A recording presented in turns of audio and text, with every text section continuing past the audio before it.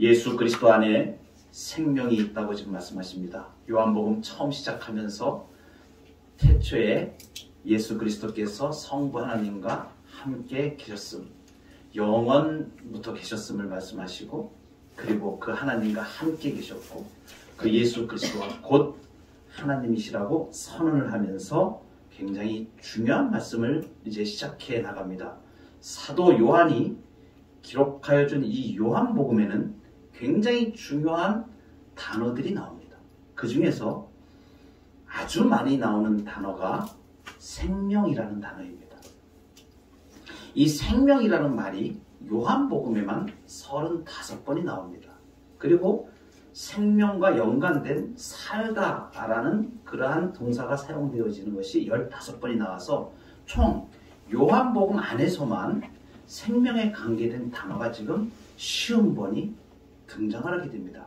그러면 거의 지금 사도 요한은 요한복음을 통하여서 생명에 대해서 얘기하고 있다고 해도 과언이 아닙니다.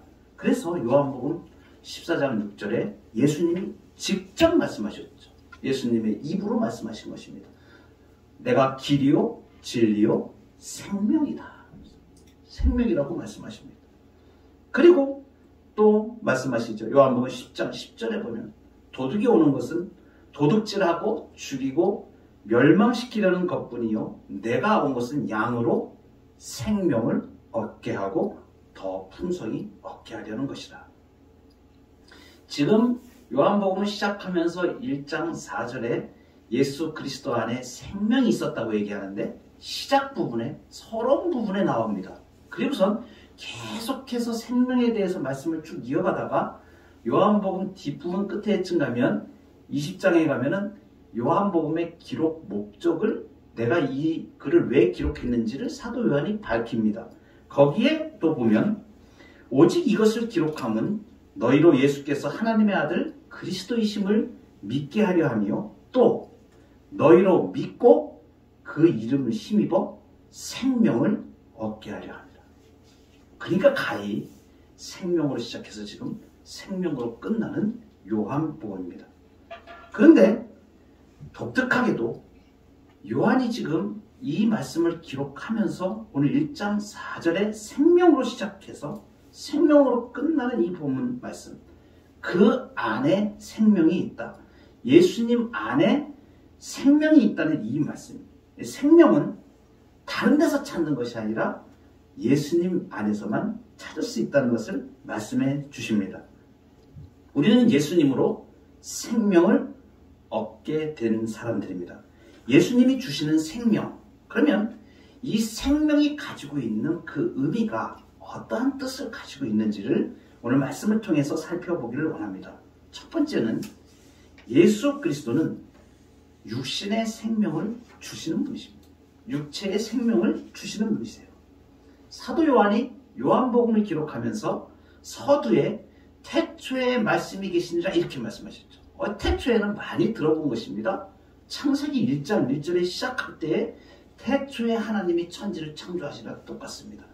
그런데 이 태초에 창조하셨다. 그리고 요한복음에서는 지금 2절로 넘어오면서 그가 태초에 하나님과 함께 계셨고 3절로 들어가면서 만물이 그로 말미암아 지은 바 되었다라고 무엇을 얘기하느냐면 창조를 지금 얘기합니다. 그러니까 창세기에 태초에 하나님이 천지를 창조하시니라 이것을 지금 사도 요한이 연상하면서 지금 기록하고 있다는 것을 알고 있습니다.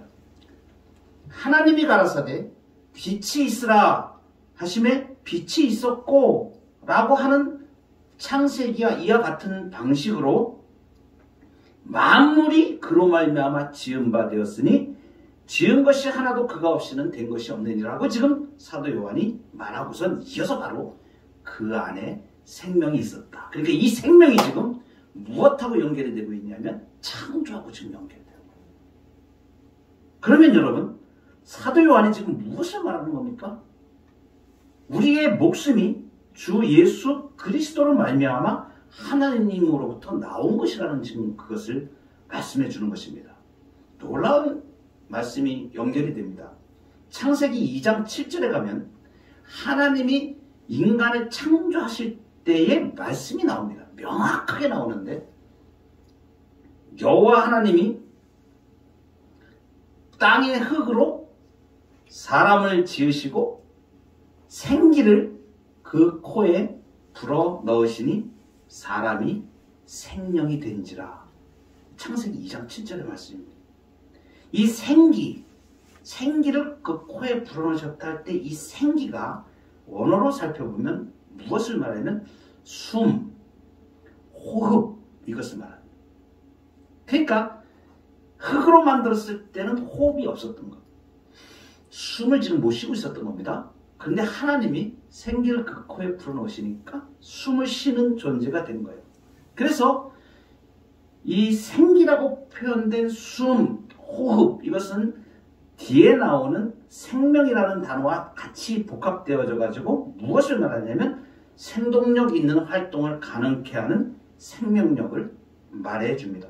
그러니까 숨을 불어넣어서 인간이 생명체로 살 수 있게 하신 분이 하나님이시라고 하죠. 숨을 불어넣으셨다는 겁니다. 우리 코에. 그런데 태초에 하나님이 이 천지를 창조하실 때 태초에 말씀이 그 하나님과 함께 계셨으니까 예수 그리스도께서 같이 계셨고 성령이 함께 하셔서 삼위일체 하나님이 그 창조를 하신 것입니다. 그러니까 인간이 지금 생명체로 호흡을 하면서 살 수 있게 하신 그 주체가 삼위일체 하나님이심을 말씀해 주시고 예수 그리스도께서 우리 육신의 생명의 근원이신 것을 선명하게 말씀해 줍니다. 여러분, 예수 그리스도께서 생명을, 우리 육체에 생명을 주시는 분이라는 것을 성경에서, 복음서에서 많이 증거를 하고 있는데 대표적으로 몇 가지만 말씀을 드리면 예수님이 죽은 사람을 살려낸 일을 보면 명확하게 우리가 그것을 압니다. 회당장 야이로의 딸이 죽게 되었다는 간청을 받고 예수님이 그 고치러 이제 이 죽으려고 막 그러던 참이에요. 12살 된 소녀인데 그런데 예수님이 가다가 조금 지체가 되었습니다. 어떤 일로 사람들이 군중이 막 메어 있었고 막 이래가지고 지체되었는데 그 아이가 그만 죽고 말았습니다. 그래서 12살짜리 아름다운 소녀인데 숨이 멎은 것입니다. 숨이 멎은 거예요. 사람들이 회당장 야이로에게 아이가 죽었으니 더 이상 예수님이 가실 필요 없다고 그렇게 얘기합니다. 예수님이 옆에 있다가 그 얘기를 들으셨습니다. 그 회당장에게 말씀을 하십니다. 두려워하지 말고 믿기만 하라. 그리고 가셔서 그 부모와 같이 제자들과 함께 그 안에 들어가셔서 아이의 손을 잡고 말씀하십니다. 달리다 굼. 달리다 굼 이것은 아람어인데 소녀야 일어나라 이런 뜻입니다. 아이가 곧 살아나서 걸어다니게 됩니다. 마가복음 5장에 나오는 이야기. 생명의 근원이신 예수께서 그대로 죽은 생명을 호흡이 가능하도록 육체의 생명을 부여하신 그 사건을 명확하게 보여줍니다. 예수 그리스도께서 사람들을 살리신, 죽은 자를 살리신 일이 많이 있는데 갈릴리 북쪽 지역에 나인이라는 마을이 있습니다. 예수님께서 거기 들어가실 때 장사 지내는 한 무리가 나오는 것을 봅니다. 사람들이 한 죽은 자를 메고 나옵니다. 죽은 사람은 과부의 아들이었습니다. 마을 사람들이 그 여인과 함께 상여를 메고 따라오고 있는데 예수 그리스도께서 들어가시다가 과부를 보시고 불쌍히 여겼다고 이렇게 말씀하십니다. 아멘. 불쌍한 마음이 들어서 울지 말라 하시고 다가가셔가지고 관을 만지시며 말씀하십니다. 청년아, 내가 네게 말하노니 일어나거라. 청년이 일어나서 앉아서 말도 하고 이렇게 되니까 사람들이 다 놀래가지고 죽은 자가 살아나버린 놀라운 사건에서 사람들이 두려워하고 하나님을 찬양하고 이 이야기가 온 유대와 사방에 퍼지게 됩니다. 누가복음 7장에 나온 얘기입니다. 오늘 그 안에 생명이 있었다라고 생명에 대해서 이야기하는 요한복음에 나오는 사람을 살린 얘기는 너무 놀라운 얘기입니다. 다 썩어져서 죽어서 완전히 썩어가고 있는 시체가 살아나오는 놀라운 일을 말씀해 주고 있습니다. 요한복음 11장의 말씀입니다. 나사로를 살리신 일이죠. 나사로의 누이들이 예수님께 무덤 입구를 막은 돌을 옮기지 말자고 말씀드렸습니다. 왜냐하면 그 오라비가 죽은 지가 벌써 사흘이 돼가지고 이미 냄새가 납니다. 이렇게 얘기합니다. 사람의 시체가 썩어가지고. 그런데 그런 나사로를 예수님이 말씀으로 불러내십니다. 나사로야, 나오너라. 죽음을 깨치고 그가 동여져 있던 배를 풀고 살아나게 됩니다. 놀라운 일입니다. 예수님이 육신에 생명을 주시는 분, 그 안에 생명이 있으신 분이기 때문에, 생명의 능력을 근원으로 가지고 계신 분이기 때문에 육신의 생명을 살려주실 수 있는 이런 분이심을 우리에게 말씀해 주고 있습니다. 우리가 지금 호흡하고 사는 것이 그리스도께서 생명 주심에 있습니다. 여러분, 지금 이 시간에도 생명을 잃어가고 호흡을 하지 못하는 병원에서 입원해 있는 많은 환자들 가운데 하나님께서, 예수 그리스도께서 그의 능력으로 생명을 주셔서 그 육체를 살리시는 일이 지금도 진행되고 있음을 우리가 많이 보게 됩니다. 죽음에서 건짐을 받은 수많은 증인들이 있습니다. 예수 그리스도께서 우리의 육신의 생명을 붙드시고 생명을 주시는 분이십니다. 육신의 생명을 허락하여 주신 생명의 근원이 되신 예수님이 계시기 때문에 우리가 생명에 대해서 불안해하지 않고 겁내지 않고 우리 주 예수 그리스도께서 끊임없이 공급해 주시는 생명의 능력으로 우리가 살아가게 됩니다. 두 번째로는 예수님께서 주시는 생명은 영적인 생명을 주십니다. 영적인 생명은 무엇인가? 사람이 창조되어질 때에 육체로만 창조되어진 것이 아니고 영과 육체로 창조가 되었습니다. 그러니까 육체로 숨을 쉬는 숨뿐만이 아니라 영원히 살아있는 존재로 창조되었다는 것을 말합니다. 아까 제가 창세기 2장 7절에 하나님이 사람을 창조하실 때에 그 코에 생기를 불어넣었다고 말씀을 드렸습니다. 이 생기는 숨, 우리가 육체로 쉬는 숨, 호흡인 동시에 이 뜻이 다른 뜻도 가지고 있습니다. 그러니까 우리말로 우리가 호흡이라고 얘기하고 영이라고 표현하고 그리고 말씀이라는 이 단어들은 우리가 지금 다 별개로 생각이 되어집니다. 그런데 히브리어에서는 이 세 가지가 다 같은 말입니다. 다 같은 근원을 가지고 있는 어휘입니다. 그러니까 숨, 호흡, 영, 말씀이라는 것은 하나입니다. 하나님이 우리가 천지를 창조하실 때에 하나님의 영은 수면 위에 운행하셨다라는 그때 하나님의 영이 나옵니다. 히브리어는 루아흐 엘로힘 이렇게 얘기합니다. 근데 루아흐라고 얘기할 때 여러분도 한번 해보실래요? 루아흐 한번 해보세요. 흐 하면 지금 뭐가 나갑니까? 호흡이 나가죠. 이 루아흐라는 이 단어 자체가 의성어입니다. 그러니까 소리에서 만들어진 단어예요. 그러니까 호흡을 하는 그 소리를 그대로 단어로 만든 겁니다. 근데 히브리어에서도 루아흐 그러면 지금 호흡이 나가는 거예요. 숨이 나갑니다. 그러니까 루아흐 엘로힘이가 하나님의 신, 하나님의 숨, 하나님의 영, 성령 같은 뜻입니다. 이 루아흐, 숨, 호흡이라는 것, 그리고 우리가 창세기 2장 7절에 하나님이 하나님의 숨을 사람에게 불어넣으셨다라고 이것이면 영을 창조하신 것을 말합니다. 성령이 사람 가운데 들어오셔서 그 성령이 또 육체를 호흡하게 하셨다는 것을 말씀해 줍니다. 놀라운 사실이에요. 이 말씀 자체가. 그러니까 호흡, 숨, 바람, 여러분 기억하실 겁니다. 사도행전에 보면 성령이 오순절날 임하실 때 바람같이 임하셨다고 하지 않습니까?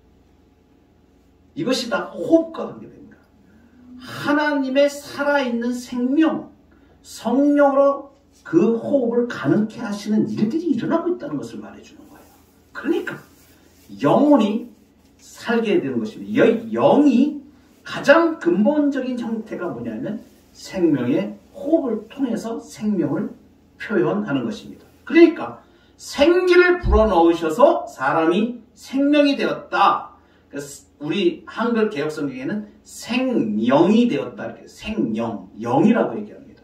그리고 나중에 고린도 후서의 15장에 가면 바울이 무슨 말씀을 하시냐면 아담은 산영이 되었다 이렇게 표현합니다. 그리고 예수 그리스도는 살리는 영이 되었다 이런 표현이 나옵니다. 이 의미를 지금 제가 말씀드리는 창세기로부터 성령을 통하여서 영이 생겨지고 영이 창조되었다는 것을 이해를 하면 아담이 산 영이 되었다라는 부분이 이해가 되죠. 놀라운 일이죠. 그러니까 육체뿐만이 아니라 호흡하는 것은 살아있는 영을 가진 존재가 되었다.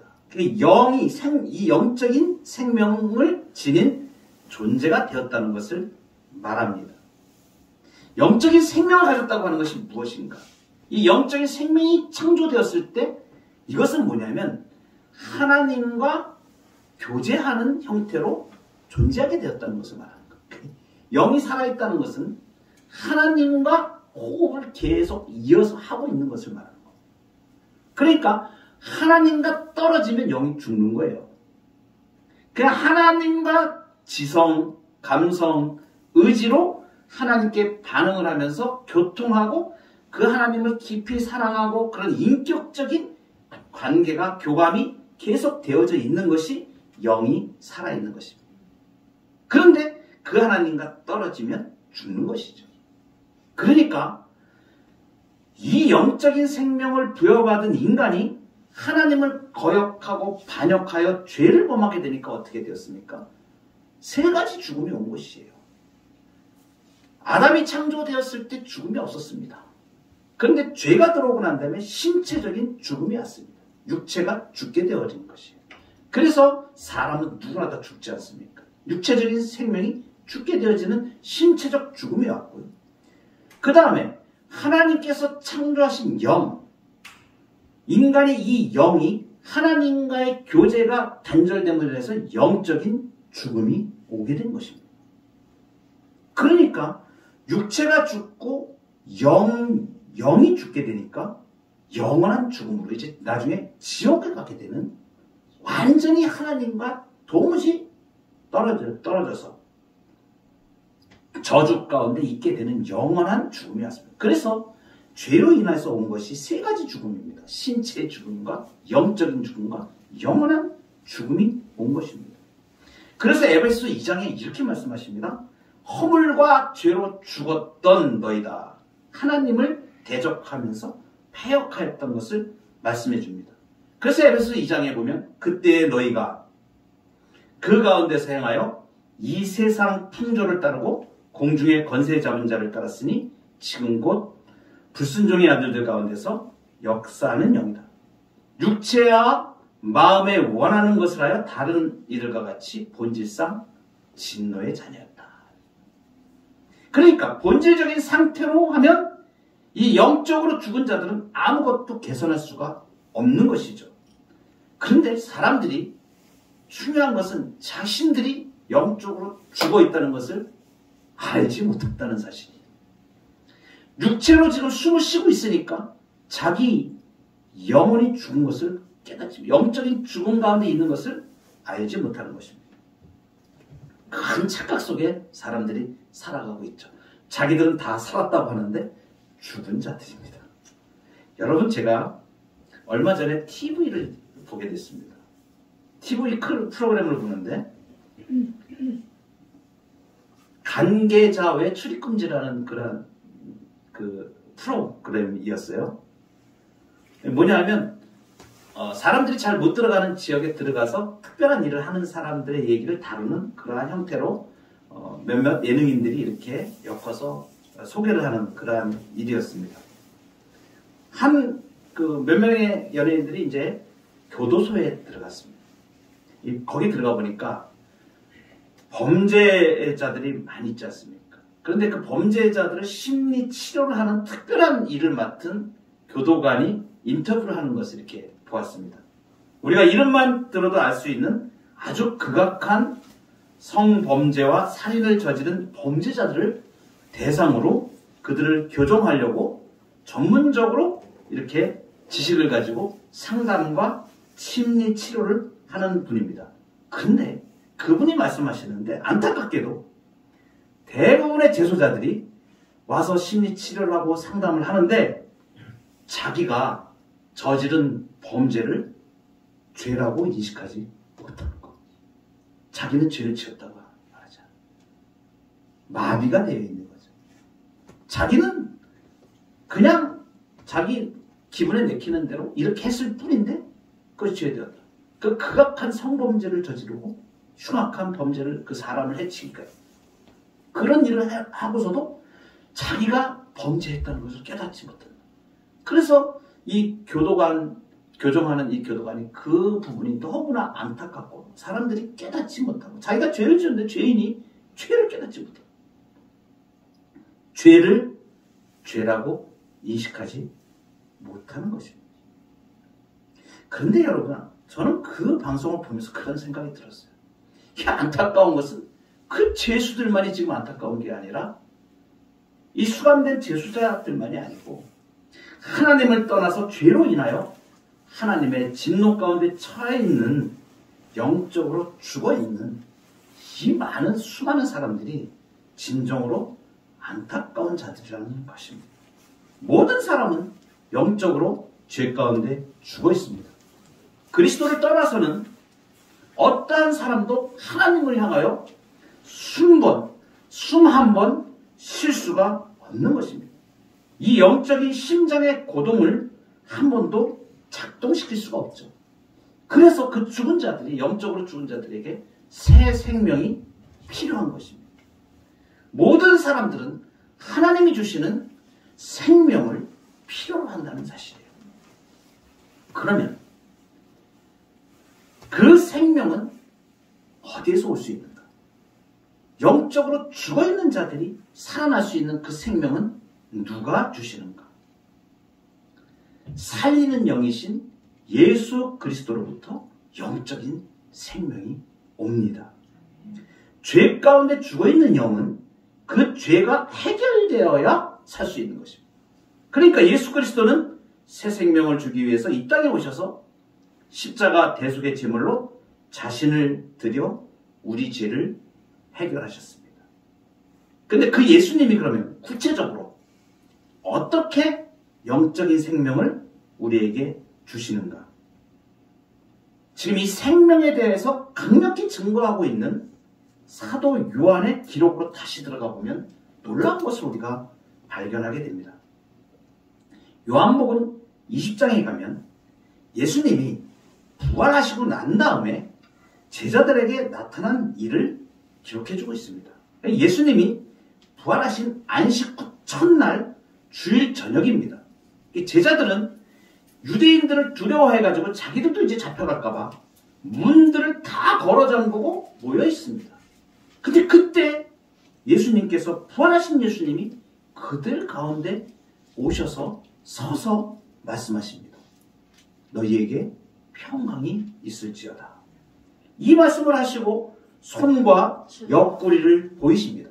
제자들이 부활하신 예수님을 그 자리에서 목도하면서 너무너무 기뻐합니다. 그때 예수님이 또 말씀하셨어요. 너희에게 평강이 있을지어다. 아버지께서 나를 보내신 것처럼 나도 너희를 보낸다. 이 말씀을 하시고, 여러분 주목하십시오. 요한복음 20장 22절입니다. 어떻게 표현이 되어 있냐면 그들을 향하여 숨을 내쉬며 이르시되 성령을 받아라. 숨을 내쉬며 이르시되 성령을 받아라. 그런데 이 표현은 다른 어떤 성경에도 나오지 않고 신약 성경에서도 요한복음 오직 여기에만 나옵니다. 예수님이 숨을 내쉬셨다라고 하는 표현. 그런데 이 표현이 창세기 2장 7절에서 하나님이 사람을 창조하실 때 생기를 그 코에 불어넣으시니 사람이 생명이 된지라 라고 할 때 불어넣으신다라는 표현하고 똑같은 표현입니다. 놀랍죠? 예수님이 지금 하나님이 사람을 창조하시고 흙으로 사람을 만드시고 그 코에 생기를 불어넣었듯이 예수님이 지금 숨을, 호흡을, 이것이 영이라고 말씀하십니다. 예수님이 성령을 지금 부어주시니까 부활하신 이후에 제자들에게 숨을 내쉬며 성령을 받아. 아멘. 하나님의 호흡. 즉, 이 영을 불어넣으시는 것과 똑같이 부활하신 예수님이 호흡, 생명을 그의 제자들에게 지금 불어넣어 주시는 거죠. 영적인 생명을 지금 불어넣으시는 거죠. 그래서 우리가 예수 그리스도를 믿고 주를 고백할 때 그 예수 그리스도로부터 부어주시는 호흡, 성령이 우리에게 임하게 되는 것입니다. 그래서 우리가 영적인 생명을 얻게 되는 것이죠. 놀라운 일입니다. 예수 그리스도는 우리에게 영적인 생명을 주신 분이죠. 놀라운 일이에요. 성령을 불어넣으신 거예요. 여러분 보세요. 영적으로 교제가 끊어진 것이 영적인 죽음이라고 말했습니다. 하나님과의 교제가 끊어진 것이 영적인 죽음입니다. 그러면 예수 그리스도께서 성령을 보내주셔서 우리의 영이 살아나고 영이 숨을 쉴 수 있게 됩니다. 하나님과 교제할 수 있게 되는 것입니다. 그러니까 성령을 받은 자들은 하나님과 호흡하는 자로, 교제하는 자로 우리 영적인 죽음에서 새 생명을 얻은 자로 바뀌게 된 것입니다. 성령으로 가능하게 된 것입니다. 이 성령을 예수께서 부어주신 것이고 이것이 우리의 영이 사는 생명이 되어진 것입니다. 마지막으로 예수님은 우리에게 영원한 생명을 주십니다. 아멘. 여러분 보세요. 육체적인 죽음이 왔습니다. 이 육체적인 생명을 하나님이 사람을 창조하실 때 육체적인 생명을 주셨지 않습니까? 그런데 죄로 인하여서 육체가 죽게 되었습니다. 그런데 이 육체의 생명이 다시 영원히 사는 존재로 바뀌게 되었습니다. 예수 그리스도의 부활로 가능해진 겁니다. 그러니까 우리는 예수 그리스도의 부활을 따라서 우리도 육체로 부활합니다. 그러니까 예수 그리스도를 믿어서 우리에게 육체의 생명 주신 것뿐만 아니고 영적인 생명만 주신 것이 아니고 영원한 생명으로 우리 육신이 이제 부활하여, 그래서 예수님이 이 말씀하시는 거예요. 나는 부활이요 생명이니. 예수 그리스도의 생명으로 인해서 우리가 육체도 이제 완전하게 육체로 우리도 부활하여서 영원한 생명으로 하나님과 나아갈 것을 말해줍니다.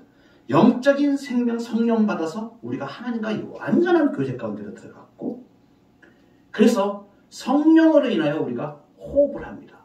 그래서 예수 믿는 사람들은 성령이 인도하시는 대로 하나님과의 교제가 이루어지지 않으면 답답함을 느끼는 게 정상적인 겁니다. 여러분, 우리 육체의 호흡을 막고 1분만 참아보세요. 숨이 턱턱 막혀가지고 죽을 것 같습니다. 그런데 영혼도 마찬가지예요. 성령을 따라서 하나님과 교제하지 않으면 그 영이 죽으니까 자꾸 분노가 일어나고 세상의 일들이 답답해지고 막 엉망이 되어지고 그 불안과 원망과 공포 가운데 살아가지 않습니까? 그 영이 죽어가는 거예요. 근데 그 영이 성령으로 인해서 하나님과 통한, 하나님과 교제하고 하나님을 향하여 우리의 지성과 감성과 의지가 반응을 하면서 인격적인 관계로 하나님이 말씀하시고, 그러니까 여러분 성령 받은 분들은 자동적으로 기도할 수밖에 없게 돼요. 숨이 터지는 겁니다. 하나님. 그래서 하나님과 교제하고 그렇게 이 영이 영적인 생명을 누려가도록 우리를 이끌어 가시는 것이죠. 그런데 이 영원한 생명, 이것은 어떤 것을 말하냐면 이것이 단절되지 않고 우리가 얻은 이 육체적인 생명과 영적인 생명이 여기서 그치지 않고 계속하여 가는 것을 말합니다. 사실은 우리가 이 땅을 현세에서 뿐만 아니라 내세에서, 현세와 내세 모두 이 생명을 누리는 것이에요. 그러니까 예수 그리스도의 생명은 우리가 죽어서만 누리는 것이 아니고 이 땅에서 이미 우리는 새 생명을 얻은 자로 살아가고, 육체의 생명을 주께서 공급하여 주시는 힘과 능력으로, 생명의 능력으로 살아가고, 우리의 영이 성령으로 살아서 우리가 영적인 교제를 하나님과 하며 살게 되어 있고, 이것은 우리가 영원토록 하나님과 함께 누리게 되는 것입니다. 이 영원한 생명을 가장 잘 보여주는 그러한 말씀이 요한계시록의 말씀입니다. 아름답고 그리고 확실하게 보여주죠. 하나님의 낙원에 있는 생명나무의 열매를 주어 먹게 하겠다. 그리고 나는 알파와 오메가의 처음과 마지막이라. 내가 생명수 샘물을 목마른 자에게 값없이 주리라. 그리고 너무 놀라운 우리 마음속에 참 위안이 되고 비전이 되어지는 수정같이 맑은 생명수의 강을 주님이 보여주십니다. 그래서 하나님과 및 어린 양의 보좌로부터 나와서 길 가운데로 흐르는데 그 생명수 강 좌우에 생명나무가 있습니다. 12가지 열매를 맺되 달마다 그 열매를 맺고 그 나무 잎사귀들은 만국을 치료하기 위하여 있더라. 여러분, 이 생명나무 어디서 많이 보지 않았습니까? 선악을 알게 하는 나무에 에덴 동산에 처음 만들어 놓으셨을 때 그것을 죄를 지은 인간에게 대하여 하나님이 말씀하실 때 그것을 먹고 영생할까 하노라. 생명나무의 실과를 먹고 영생할까 하노라 한 그 영원한 생명, 사람이 창조되었던 그 순간부터 더 지고하고 높은 그러한 단계로 하나님과의 교제를 이루어갈 수 있는 영원한 생명을 누리는 그 단계는 생명나무인데, 지금 요한계시록에 이제 구원받은 백성들을 통하여서 예수 그리스도가 우리에게 주시는 영원한 생명을 말씀해 주시는 것입니다. 여러분, 사람이 죄를 범함으로 3가지 죽음이 왔는데 예수 그리스도께서는 그 죄를 완전히 대속하여 해결하심으로 육체의 생명을 주셨고, 그 육체가 또 우리가 육체로 부활할 수 있는 영원한 생명을 주셨고, 영적인 생명으로 우리가 죽은 자들에서 성령을 주셔서 호흡할 수 있게 만드셔서 생명으로 우리가 만들어졌습니다. 새 생명을 얻은 존재들입니다. 이 예수 그리스도의 생명은 이제 우리가 살아가는 동안에, 그리고 우리가 죽어서 부활로, 그리고 영원히 하나님과 누구도 우리를 이것을 단절시킬 수 없고 끝까지 계속하여 가는 놀라운 복입니다. 예수 그리스도는 생명이십니다. 그를 믿는 자에게 육체의 생명, 영적인 생명, 영원한 생명을 무한히 주시는 놀라우신 우리의 주님이십니다. 이 예수 그리스도의 생명을 우리가 깊이 간직하고 그리고 감사하며 누리며 또 이 생명의 역사를 증거해가는 저와 여러분 되기를 주의 이름으로 축복합니다. 아멘.